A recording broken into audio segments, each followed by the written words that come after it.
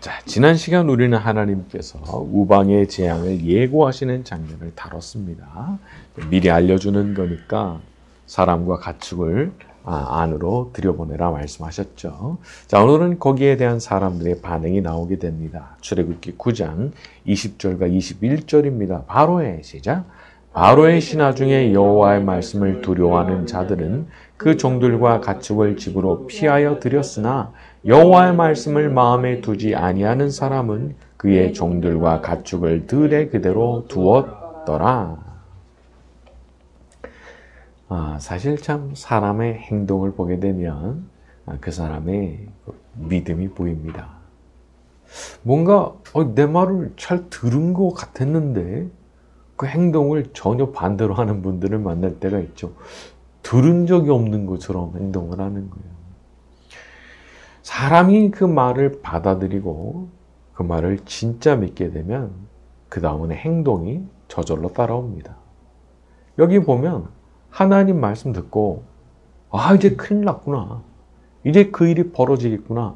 정말 믿은 사람들은 종과 가축들을 집으로 피해 들였다는 겁니다. 얼른 움직인 거예요. 왜? 믿어지거든요. 이거 앞으로 그렇게 되겠구나라는 게 나는 믿어졌거든요. 그래서 그렇게 한 겁니다. 하지만 반대로, 참 이게 반대로 하는 것도 참 쉽지 않은 일인데, 뭐 그러든지 말든지 뭐 그게 이루어지겠어. 요렇게 생각한 사람들이 있었다는 거죠. 아니 지금 재앙을 때려 맞은 게 몇 번인데도 이걸 안 믿는 거예요. 그냥 내비둔 겁니다. 뭐 종들도 내비두고 가축도 그냥 다 내비뒀죠. 안 믿으니까요. 나는 그런 일이 벌어지라고 생각하지 않는다 생각하니까 그렇게 한 겁니다. 여러분 이게 어디에서부터 차이가 생겨난 걸까요? 바로 그 믿음에서부터 차이가 생겨난 겁니다. 하나님께서 말씀하셨습니까? 반드시 믿어야 되는 것이고요. 내가 정말 믿게 됐다면 그렇다면 거기에는 반드시 액션이 따라올 수밖에 없는 겁니다. 왜냐하면 진짜 믿었거든요. 진짜 믿었으니까 액션은 저절로 따라오는 거거든요. 저는 이 부분을 보면서 참 저 자신의 믿음을 한번 돌아보게 됐습니다. 나한테는 참 어떤 믿음이 있나. 내가 정말 믿기 때문에 내가 무조건 이거를 한다라고 생각하는 어떤 것들이 나한테 있는가. 그런 부분을 한번 짚어보게 되더라고요. 야고보서 1장에 보면 유명한 말씀이 있죠. 너희는 말씀을 행하는 자가 되고 듣기만 하여 자기를 속이는 자가 되지 말라. 참 저를 비롯해서 모든 인간은 다 죄에 오염되고 부패한 사람들이기 때문에 자기 자신을 속이기가 얼마나 쉬운지 듣기만 한다는 거예요. 그리고 자기 자신을 속인다는 거예요. 2000년적 기록이지만 지금도 똑같은 거 아니겠습니까? 듣기만 한다, 자기를 속인다. 인간의 본질이 참 수천 년 전이나 지금이나 변한 게 하나도 없구나. 그런 생각도 들더라고요. 저와 여러분은 말씀을 듣기만 하는 사람이 아니라 말씀을 진짜 믿음으로 인해서 행함이 절로 따라오는 사람들이 되기를 바랍니다. 자, 우리 22절에서 24절까지 갑니다. 여호와께서 시작. 여호와께서 모세에게 이르시되 너는 하늘을 향하여 손을 들어 전국 우박에 짐승과 밭의 모든 채소에 내리게 하라. 모세가 하늘을 향하여 지팡이를 들매 여호와께서 우레소리와 우박을 보내시고 불을 내려 땅에 달리게 하시니라.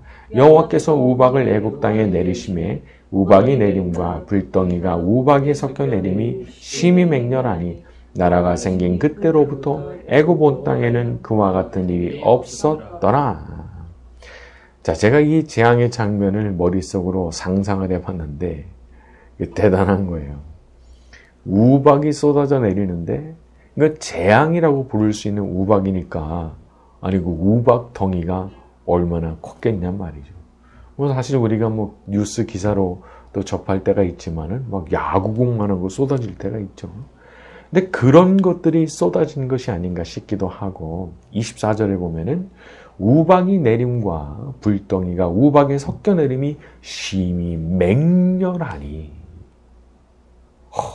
비가 오거나 우박이 내릴 때 앞이 안 보일 정도로 그냥 막 쏟아 붓는 때가 있죠. 근데 마치 그런 장면을 연상하게 하는 그런 묘사인 겁니다. 맹렬하게 그냥 쏟아 부었다는 거예요. 그냥 무슨 영화의 한 장면을 보는 것 같은 그런 연상이 됐습니다.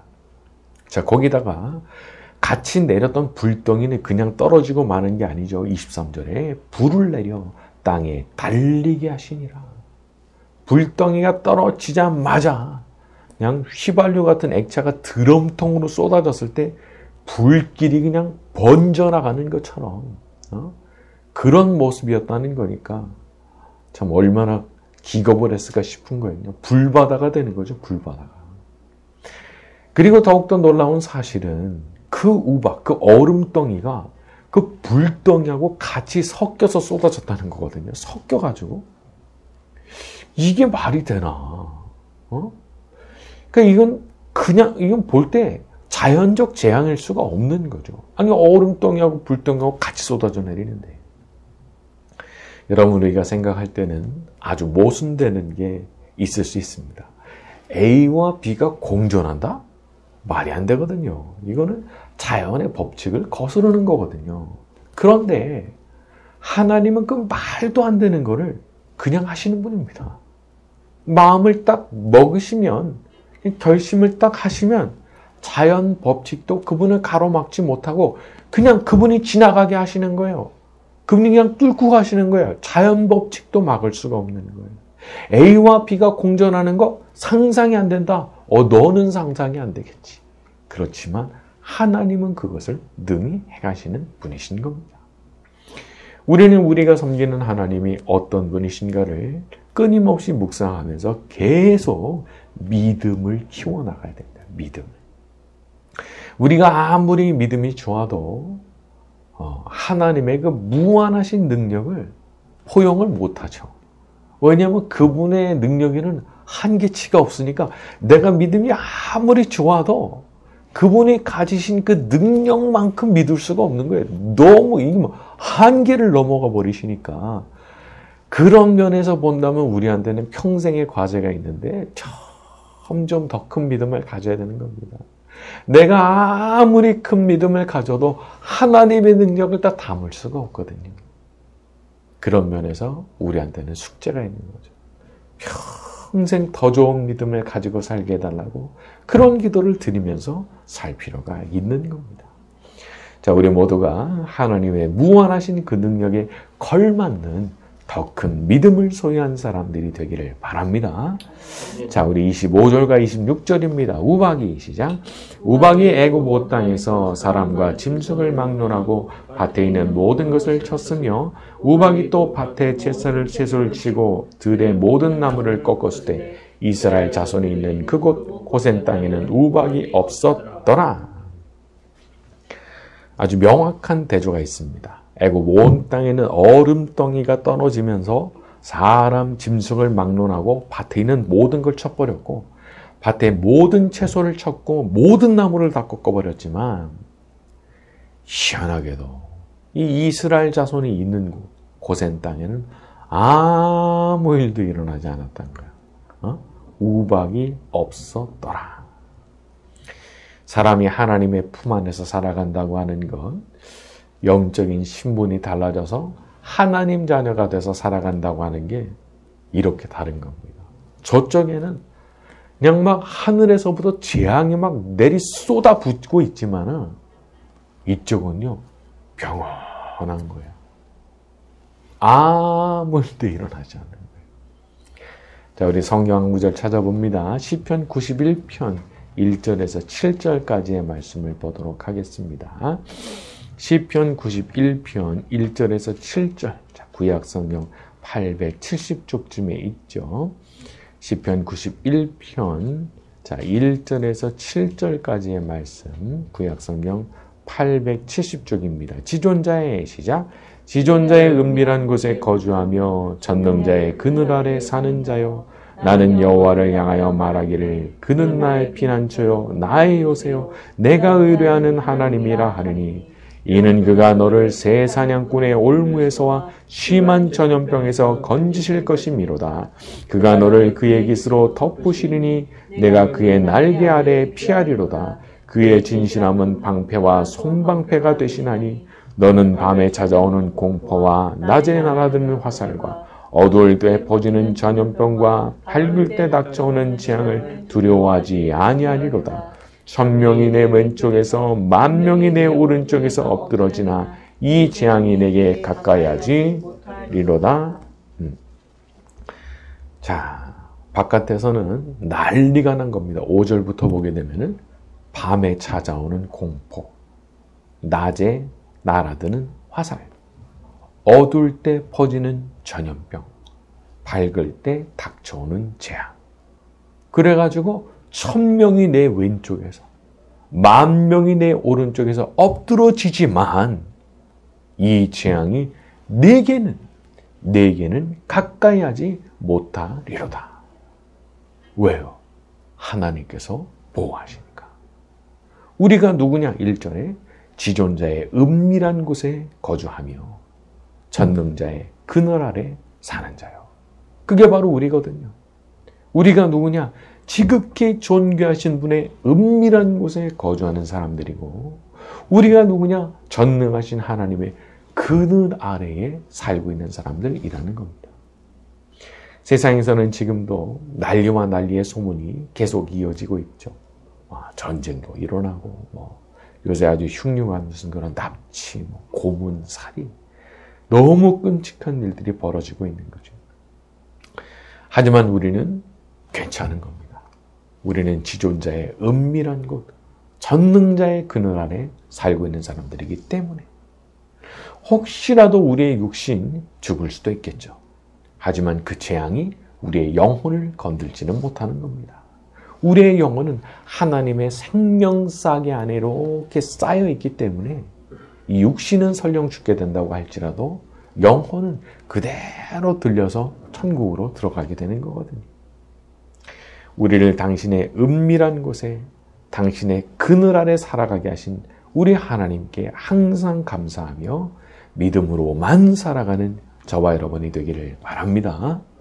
자, 우리 27절에서 28절입니다. 바로가 시작.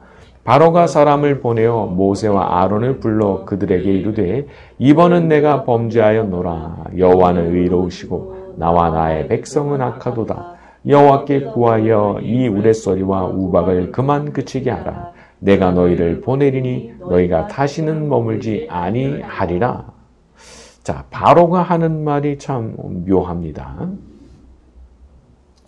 27절에 이번은 내가 범죄하였노라. 이번은 이게 무슨 말이죠? 아유 내가 잘못한 것 같아. 내가 이번에는 잘못한 것 같아. 요런 식의 뉘앙스라고 할까요?